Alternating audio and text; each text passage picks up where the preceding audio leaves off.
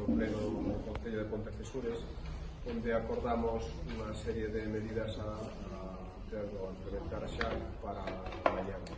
Mañán terá lugar un pleno extraordinario ás 12:30 da mañán. Despois faremos tamén unha declaración institucional e unha concentración ás 8:30 da tarde na Plazuela. Convidamos un pouco a toda a veciñanza e toda aquel que queira asistir, non?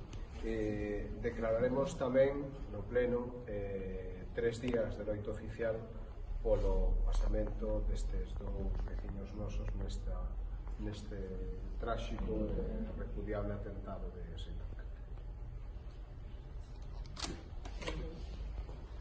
Sí, as bandeiras a partir de xa mismo tamén ondearán xa a media asta con crespón negro, a pesar de que contaremos igual os 3 días a partir de mañá da fotografía. Eso, agradecervos unha vez máis toda a cobertura que lle estades dando, tamén transmitir a dor do pobo de Pontecesures, a dor desta corporación e, como non a familia, tamén trasladarlle a nosa dor, que é a deles, e o apoio incondicional para todas as cousas que precisen desta corporación que é, a fin de contas, de todo o pobo de Cesures.